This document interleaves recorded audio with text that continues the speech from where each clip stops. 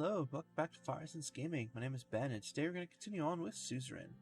So last time we left off, we went to Narbel for a conference and met with Pascal and Ciara about our health and education policies. So we're going to pick it up where we left off here. Looks like we've got several reports, so let's start there. Out of Estord, a young swords member found decapitated. The Estord Police Department has found a decapitated body in an abandoned house where the victim was later identified as Kur Galanka, a high school teacher and member of the local Young Swords Cultural Center. The victim was discovered to be tortured with hot iron rods before his tongue was cut off. Police suspect the Red Youth are responsible for the incident. The incident has not been made public. Yeah, probably not. It's definitely a brutal murder. Okay. Morbel mine disaster. A coal mine has collapsed in Morbel. Emergency response teams were dispatched immediately. Due to the sheer size of the disaster, additional manpower and supplies were requested from nearby cities. Initial investigation shows that an underground fire has started due to the neglect and working situations by the Nidham mining group. Current death toll is 82 and counting. Fantastic. Alright. Let's see. Let's head back to Whole Sword. Okay, so we got two reports and a ban. Let's do the reports again first. The NFP on reforms. Ksara Keebner, leader of the NFP, has announced today that the NFP is completely against any threshold reform. He specifically emphasized that this would lead to unwanted elements entering the assembly and that he is outright against any changes to the 10% threshold. Cool. And Workers' Rights Bill nears completion. Workers' Rights Act of 1954, proposed by Albin Clavin and supported by Minister of Health Pascal Bennywohl, is being prepared for the first draft review. Voices from the labor union showed strong signs of support. A session dedicated to the bill in the Assembly proved contentious. The people that form the backbone of the Swordish economy will finally be fully protected by extensive laws, Katarina Horton said, receiving both cheers and boos. Brilliant. I'm not sure what we're going to do when that comes up, but that's alright. But for right now, Stability Order of 1954, an investigation on the influence of the Young Swords and Red Youth organizations on the post-assassination unrest has concluded. Both organizations haven't officially organized or called for legal actions, but several low to mid-level leaders from both have linked insightful actions that led to deaths, injury, and instability. This allows us to ban the organizations.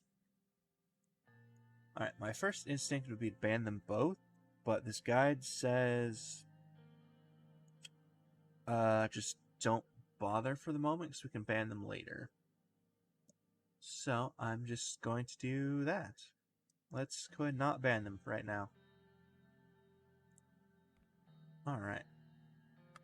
And back to Whole Sword for constitution changes.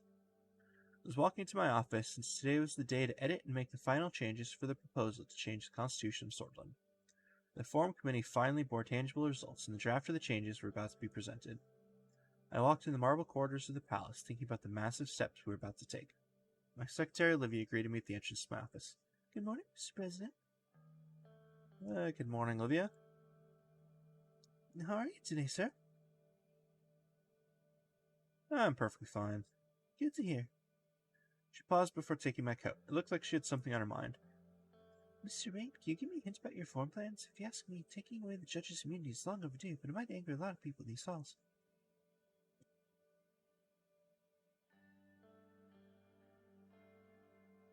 Nothing's been decided yet. I hope you'll keep me informed. I'll take your coat now. Why would I keep you informed? You're your secretary. And I'm guessing still a spy. Can't imagine that plot point changed in. Anyway, Olivia left to hang up my coat. I entered my office and sat down. Not long after, Peter and Lucien arrived. Good morning, everybody. Good morning. Time to finally get this proposal going. Peter placed a draft in front of me. After your modifications, we will be starting the process, sir. Can we go over each of the points in our discussion for the drafts? Apart from the first two sections of decreasing the Supreme Court's authority and limiting the presidential vetoes, other sections are up to debate. We can start talking about Section 3. This is about the impeachment process of the President. Currently, in cases of high treason breaking the Constitution, the Supreme Court may impeach and try the President. We could try to make the impeachment process more difficult or entirely get rid of it. A change like this would give you free rein. However, that might be going a little too far. This is particularly dangerous for you in this case. We'll be going as your guard and we've proved to be successful in the assembly. They'll be looking for anything they can declare unconstitutional to tackle you. All they need is the Supreme Court to impeach you.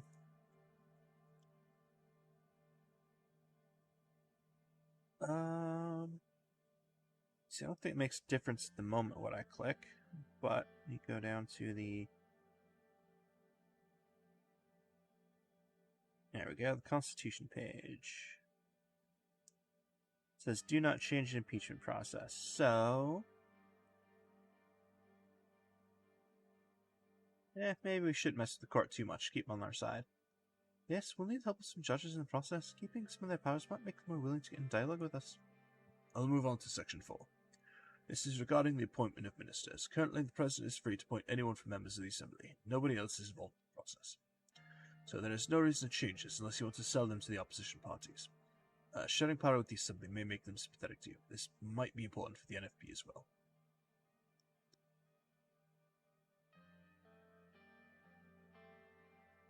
Alright, the guide says confidence vote, so let's do that.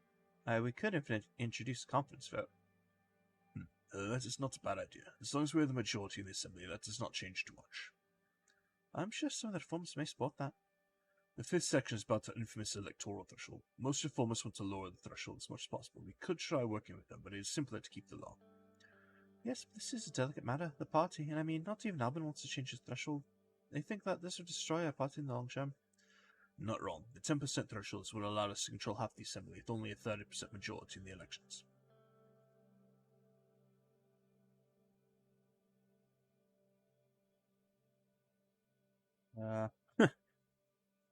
Alright, the guide says increase the threshold. So, yeah, we could simply increase it. 10% seems already too high for many, sir. An increase may bring too much attention on the amendments. What if we keep the same voter base? Say 15% threshold. Keep NFP out of the Assembly, leaving only 2 parties, unless Friends also falls back behind, but I doubt that. Well, we can't know these for sure. The last elections, Communist Party of Seoul and Workers' Party of Booty both are close to 10%. One of them may very well increase their votes in the next years.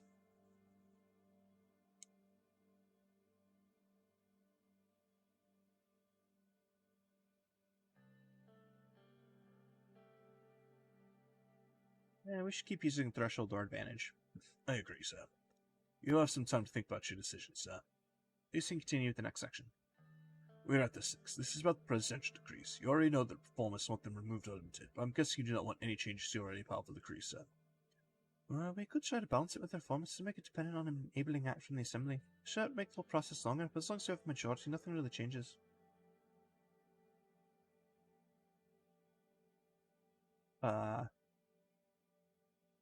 Yeah, okay. So we got this one. We should strengthen the decrees further so they have priority over statute law. That is pretty powerful indeed. That may scare some of your ministers too if you decide to rule by decree. But now we'll move on to the next one. Term limits.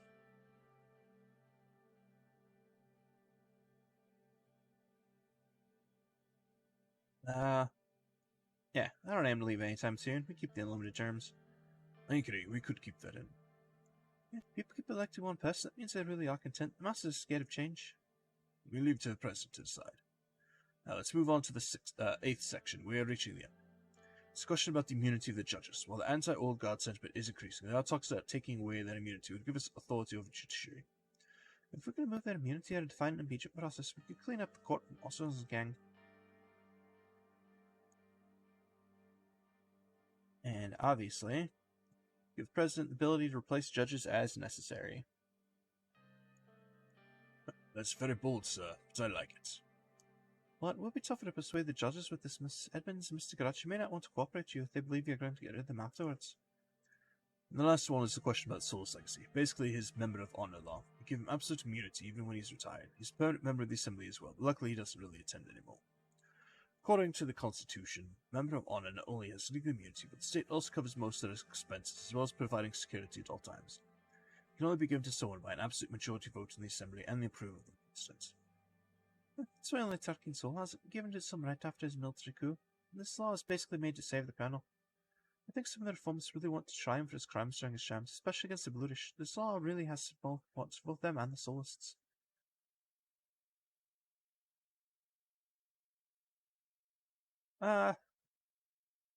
Yeah, let's do that. Every president should gain that title after the term. Well, see, you want to use the same privilege after all. It's not unfair that ex-presidents get some special treatment. Yeah, that's fair. Well, regardless of what you decide, we'll need to go work together to push this agenda. Alright, well, let's start working on the draft. Okay, alright, so I'm just following this guide here. Okay, so it says to go with the vetoes for limit with pocket vetoes. Okay. So that one says, the new constitution will allow the Grand National Assembly to override a veto with a supermajority. However, it will not contain any time limit for president to act on a bill, giving him the power to ignore a bill indefinitely. Nice, it's a good dick move, I like it. Okay. Let's see, remove Supreme Court's vote. I mean, I don't have a choice, but it's going to go with that anyway. So that just makes it so the Supreme Court does not have a say in the legislation process, which, I mean, no shit. Alright, impeachment process. Do not change. So let's just not change it. Appointment of ministers. That was a confidence vote. Electoral threshold. Go ahead and increase that to 15%. The presidential decrees. Priority over statute law.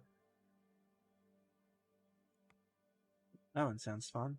The jurisdiction of the presidential decrees will be increased, and they'll have priority over statute law made by the Grand National Assembly. Decrees will not be subject to judicial review. Nice, so that's like a super dictator move. I love it. Alright, term limits. Let's just not change it. Who cares? Let's see. Immunity of justices. President can replace justices. Or, yeah, judges, whatever. Okay, every president is honorary member. This one doesn't look like it makes any difference, but it's fun anyway. Yes. Okay.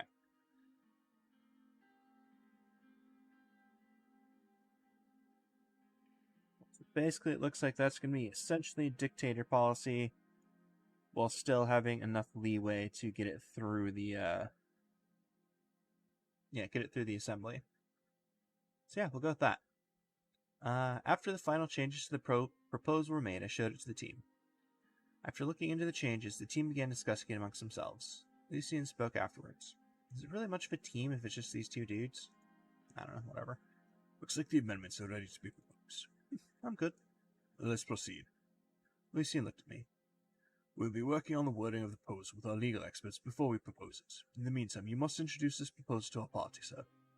You'll need a strong speech to get them behind you, but I advise you to first talk to the leaders of both the conservative and reformist wings of the party. As far as I'm aware, Mr. Club won't be our biggest problem. He may try to pinch you as a dictator. This story will also be tough, but we'll need to get her first. Any advice in regards to dealing with them? As Mr. Vectron said, Miss Story will probably be easier to persuade. We need to unite the party under these changes, so her support is vital. Mr. Clavin will be tougher to break. The problem is that he can also influence moderates against us. As much as I don't want to say this, if they make any demands to change the proposal, you may need to give in. Thanks for the advice. I wish you good luck with the party, sir.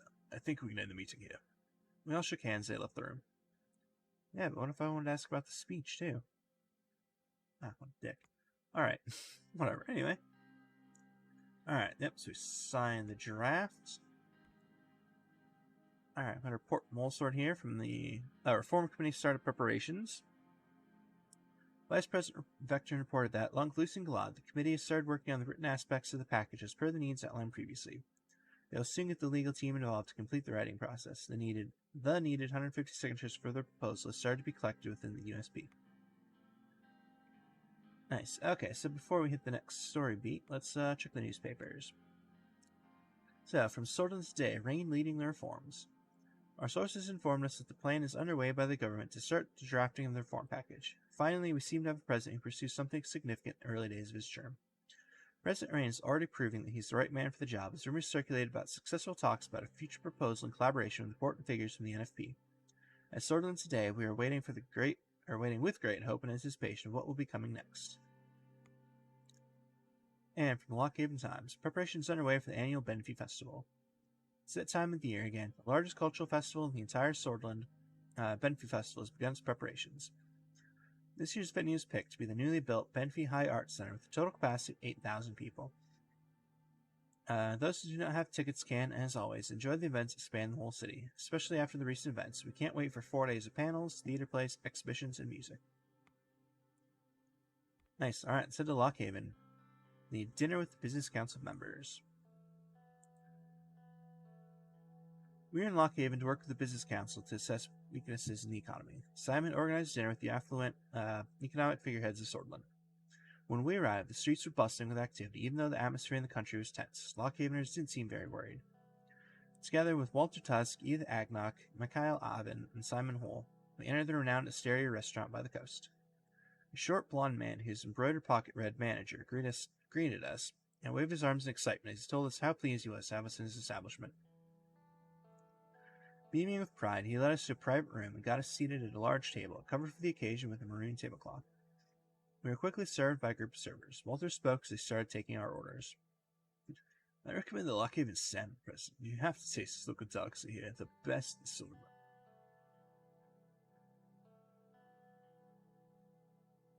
Alright, I'm 90% sure this was a joke.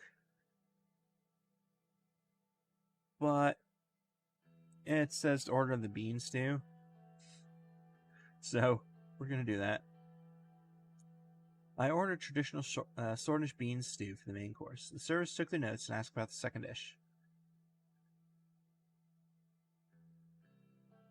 I ordered salad. The servers placed glasses in front of each of us and served bread and water. After they were done taking orders, they quickly left us alone in the private room. Mr. President, I didn't have the possibility to thank you for coming today. Your presence means a great deal. Indeed, sir. It's an honor to dine with you.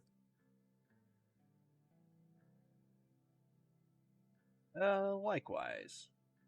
We should thank Simon for organizing this meeting. No need for that. Hope everybody enjoys the evening. Simon gestured at the expensive-looking red wine bottle that one of the servers had just brought to the table. Mr. President? Yes?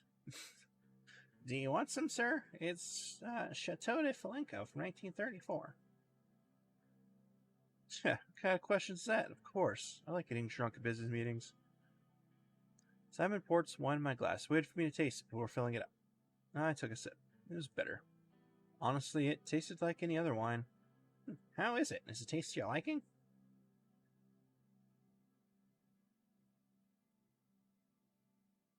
Yeah, it's just fine. What? This wine doesn't even need testing. Should I fill your glass, or do you want another drink, sir? It's fine. It's booze. I'll drink it. Simon filled up my glass. After filling everybody's glasses, Simon stood up and raised his glass. I'd like to raise a toast to all of you here today. We're meeting here tonight in difficult times, but I believe that with hard work, cooperation, and trust, we will get through this period as well. I'd like to thank Mr. Rain again for his decisiveness when it comes to economic policies. I'm sure we'll stop this recession. I also thank Mr. Tusk for being with us here today. His presence is an honor. And, of course, my colleagues from the Business Council, Mrs. Agnak and Mr. Aubin. Without you, none of these would have been possible. Let's drink to future cooperation and growth. A prosperous Swordland. Everybody raised their glasses and toasted each other. After a couple more minutes, the servers arrived with our meals. The food tasted amazing. Walter was right. This place must have been the best place in all of Lockhaven. So, how did you find the food in the best fine dining restaurant in Lockhaven, Mr. President? I mangled that sentence.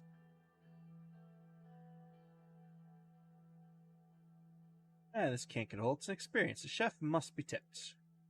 Definitely does it, but I'll take care of the tip. Don't you worry. Always generous when it comes to small things. Tipping's no small thing. I actually don't like giving tips. People have salaries for a reason. But anyway. How are things going in the Marine Palace? The pressure must have increased after you attended that funeral. It did, but it was the right decision.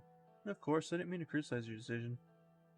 As we conversed with Mikhail, I heard Walter raise his voice in an apparent argument with Edith and Simon. We both stopped to listen. Akasi knows the right way of doing business. Their approach to the world is real and raw. I prefer that cutthroat approach in comparison to the niceties. Well, I mean, it's a nice country to visit too. I've traveled there often on business trips. Their attitude on all countries are nice to visit if you have the cash.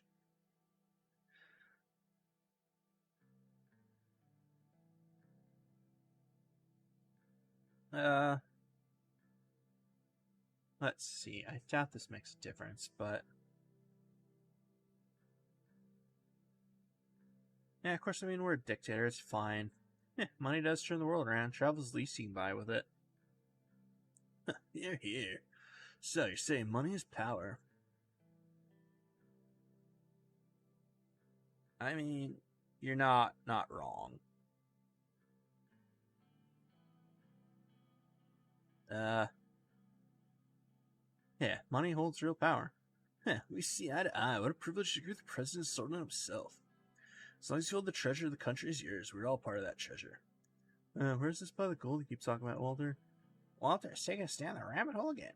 By the way, I saw that underhaul construction already started with railway construction. The project will surely boost our economy, and the mood's already very positive.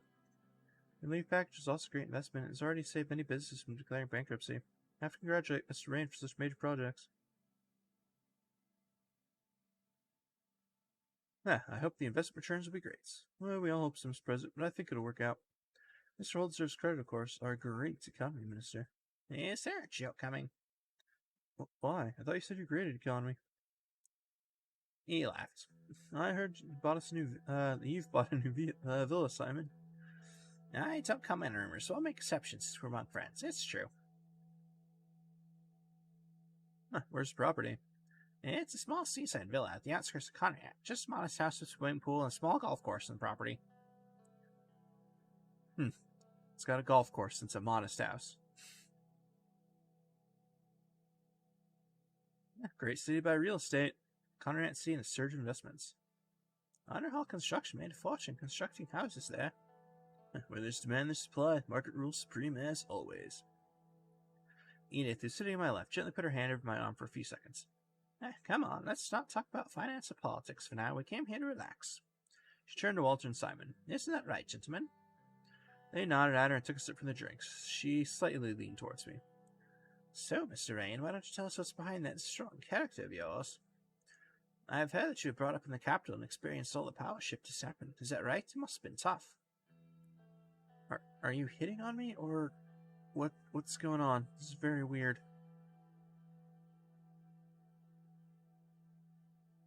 But anyway, it was difficult times in the capital, but I've learned a lot about politics. It all makes sense now. I've never met your family, Mr. President. How are they doing, if you don't mind me asking? I mean, they're doing great. We have no problems. They're probably all dead. That's great to hear. Your son must be very proud of you. Family's everything. My advice would be to make sure that Frank has a solid relationship with you. He's your future, after all.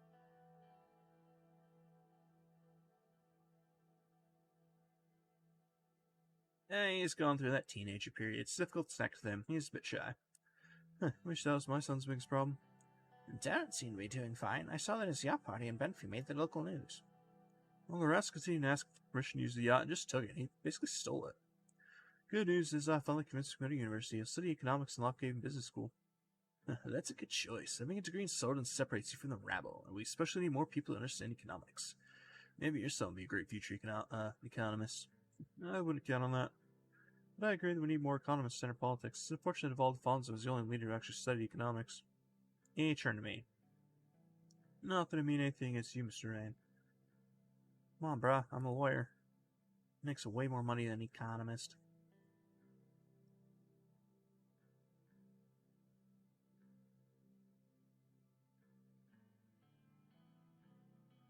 Yeah, look what he caused. Studying doesn't get you to the finish line.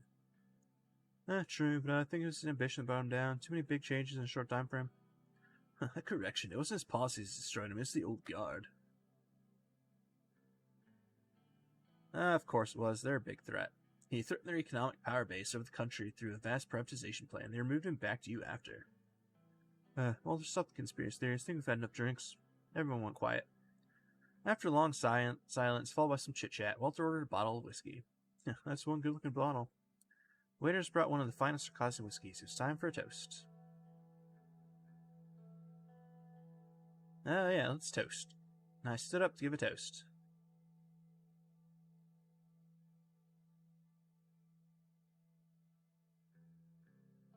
Let's see. I raised our health and happiness. 2 things one needs for a happy life. I would gladly drink to that. Me too. I think it's time we call it a night. Edith stood up. Most of us were all a little tipsy at this point. I want to thank you, Mr. President, for joining us and you, Simon, for putting all this together. Thank you, Edith, for joining up with a bunch of ugly rich men. That's definitely not me. The president of jokes. Thanks for being here. After bidding our farewells, we slowly walked out of the restaurant. The moon was shining bright as everyone except Walter left in their luxury cars. President, a moment alone, please. He called me inside the small VIP lounge. I followed him inside. Usually the Lilderberg spokesman doesn't directly comment on the administration, but I'd like to say a few things since this was a special evening. I'm all ears. It seems you've decided to attack the old guard and the new constitution. That's brave indeed. We could be a strong ally in breaking the status quo if you fulfill our requests. We can help with the assembly and perhaps the courts. Walter lit a cigar and took a few drags before continuing. Many in the group were disappointed in the economic direction that he took by promoting an inefficient planned economy.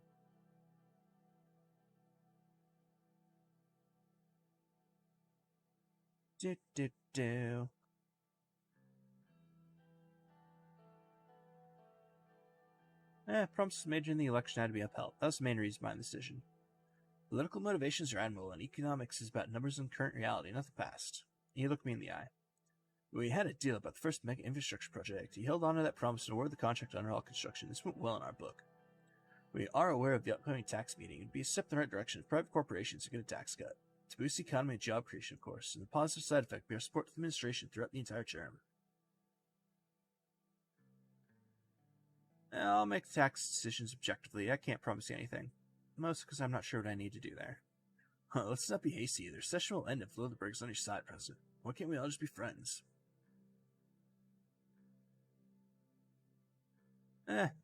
Maybe. I'll see what I can do. Excellent. Glad to hear this. The only thing the group wants is a private corporation tax cut, and we'll fully support your administration. Ah, dang it. I have to make a decision here.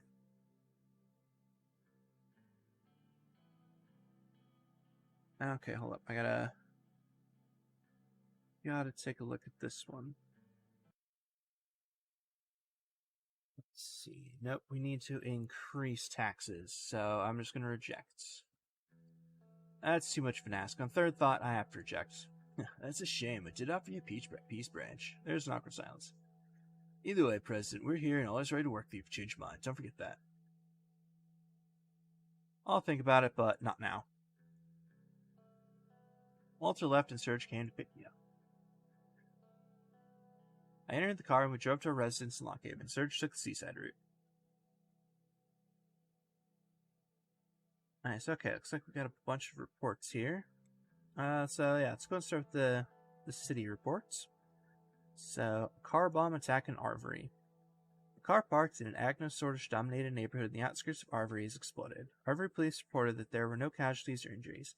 The initial investigation found that the car was rigged with a timed bomb. No perpetrator has been found connected to the incident so far. Further investigations are ongoing, and details have not been shared with the public. Yep, there we go. From Ribble, school poisoning connected to Blutish woman. Vilma Ozer, who was working at the school kitchen, was apprehended with connections to last week's school cafeteria poisoning in Ribble. The act was found to be politically motivated, as perpetrators are connected to the banned Blutish Freedom Party. Ozer is suspected to have been an active member of the Blutish Freedom Front since the start of this year. She has been sentenced to 60 years in prison.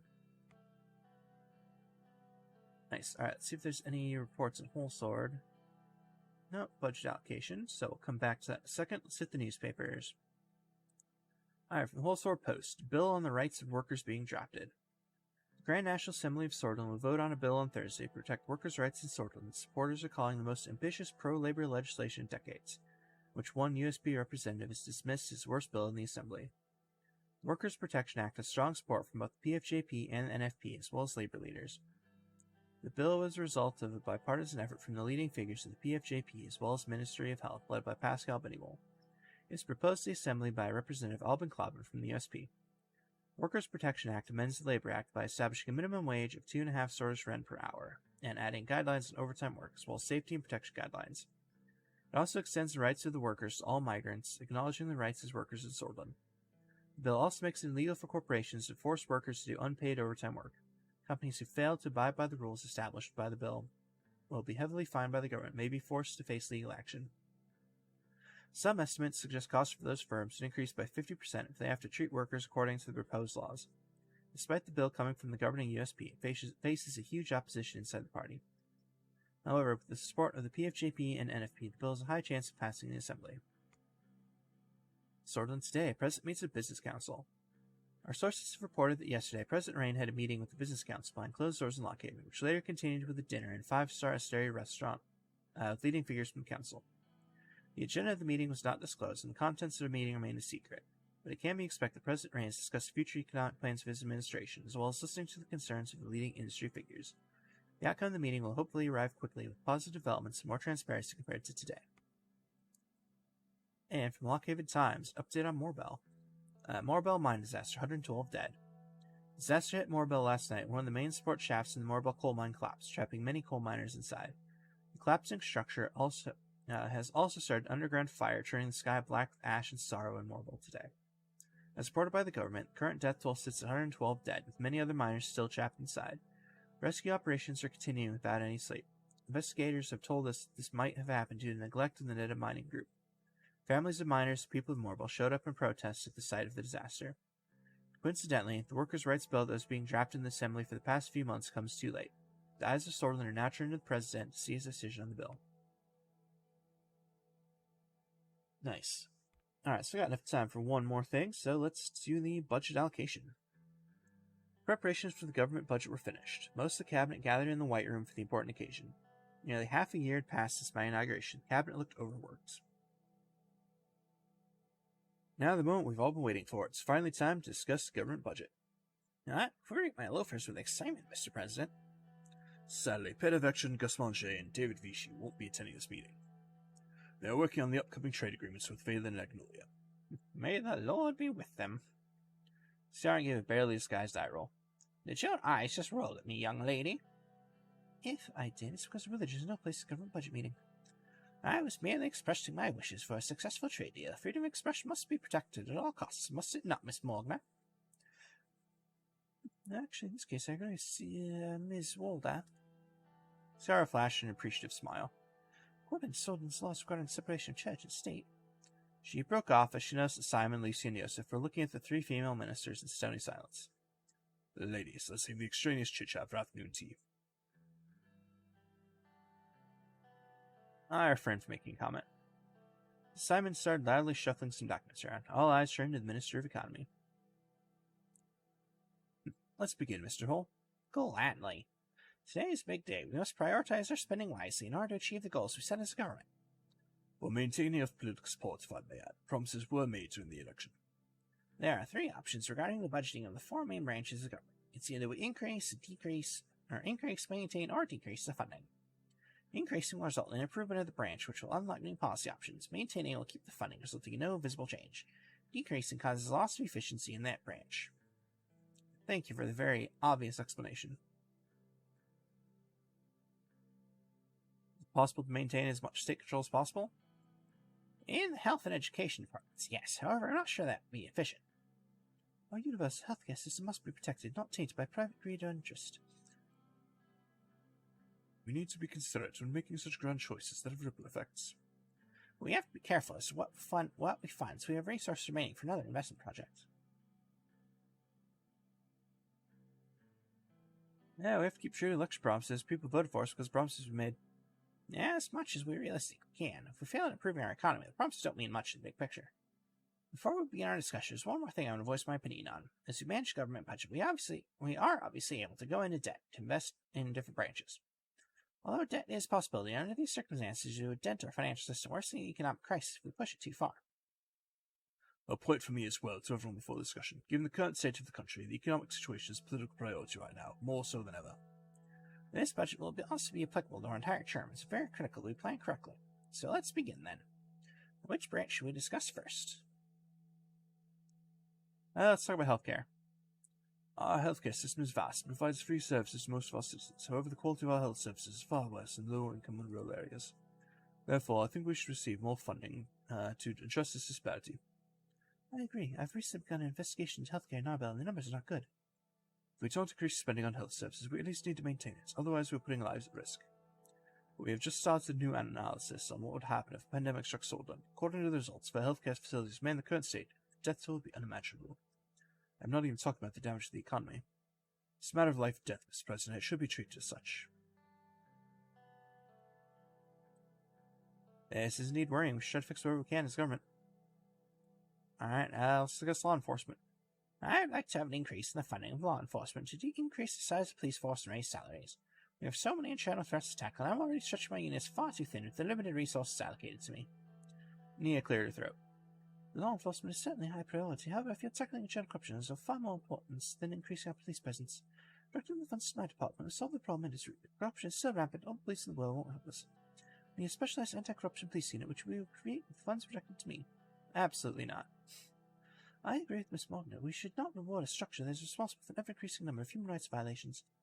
Additionally, corruption is the reason of our government efficiencies and needs to be tackled. The police are there to serve and protect the people of Soldan, Miss Walden, and that is exactly what we're doing. More funding will allow us to take care of our police forces. It is quite a simple choice given the stats of the country. I must also remind you we promised to focus on security and law enforcement during our campaign. I agree with Lilia. So this was another time would have said something different, but we know the current situation. Alright, time to hear opinions on the military. What is it here? But I already voiced my opinions. Rumberg is coming whether we like it or not. If not this year, then next. If not next year, the year after that. Mr. President, you and I have a shared responsibility to protect this nation from its enemies, and I intend to do so until my last breath. I'll say this with certainty. If Rumberg doesn't make a move against Soldan in 2 or 3 years, my name is not Josef Lancia. Josef was beginning to lose control of the volume of his voice. There can be no argument against increasing the budget for our army when there's an enemy in our doorstep waiting for us to make one wrong move. Anyone who thinks otherwise is a fool. Mr. Lancia. Right. On my theatrics, but this is a serious matter. The fortune of our country is up to you, Mr. President. Well, here's an argument. Armed forces is nothing but eating away financial resources just for our people, stoking fears for an upcoming war. The issues with Rumberg can be solved diplomatically. What kind of message are we sending to them and the whole world if we suddenly start ramping up a military budget? That we are ready to defend our nation, Miss Walder. Exactly. I agree with Josef. Rumberg's real threat we need to be ready. And what about education? Our education system is lacking not only in funding but also in modern curricular principles. Our outdated curriculum is wasting our youth. That's the reason why I advocate 2 things: increase the budget, improve access to education in rural areas, and new education reform. To be honest, Soldan is lacking compared to Akazi and Cantana when it comes to education levels. The backbone of any country is its people, and we need to protect our future. We need to ensure the new generation is as well educated as counterparts in more modern countries. Nonsense.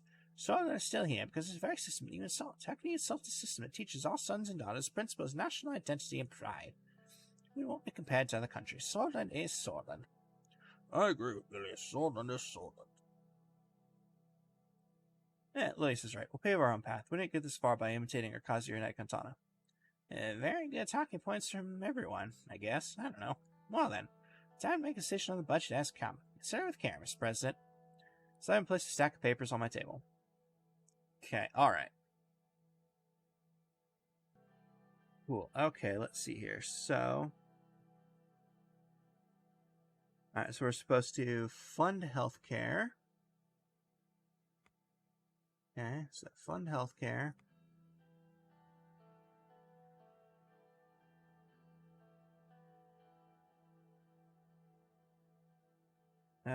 Don't care about education.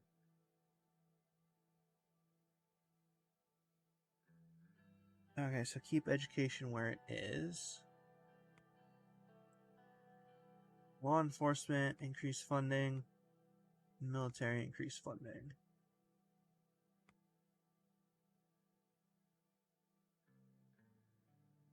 Yeah, fund healthcare, law enforcement, military, keep education where it is.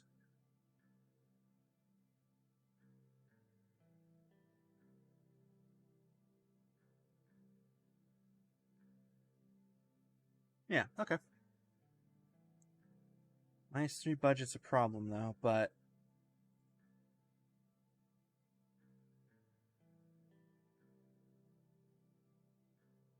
Yeah.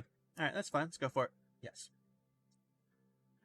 Alright, I finished allocating the government budget. The satisfaction of some cabinet members and the dismay of others. They and I knew this to define a significant part of our term. We have a deficit on our hands. We will need to resort to debt to finance future investments. The situation can have adverse effects if we don't strike balance.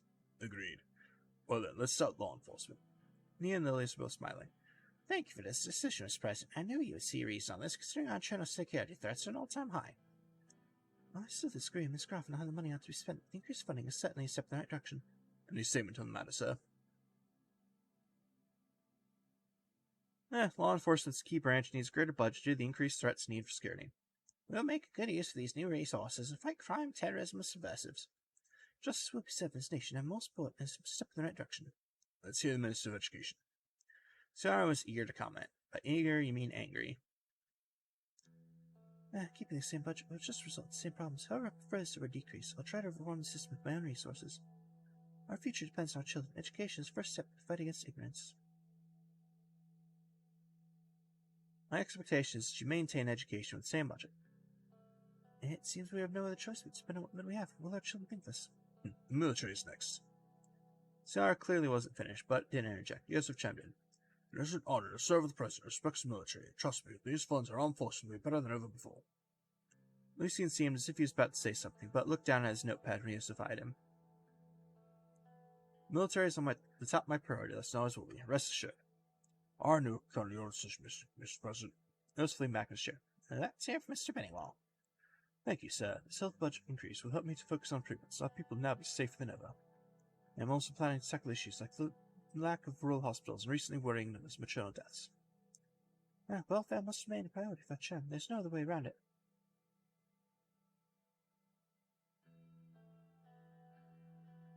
Healthcare is very important for us. As we move forward, it will improve drastically. It feels invigorating to have the weight of the government behind my cause. That covers all branches. Each minister will approach you with the respective policy requests and expectations over the next year. Thank you for your time and participation in this significant moment. The meeting is concluded. Thank you, everyone. I appreciate your time and effort. Ministers bid their farewells, some excitedly, others dejectedly. Cabinet was slowly dispersed out of the White Room. The budget for our term is concluded. Nice. Alright.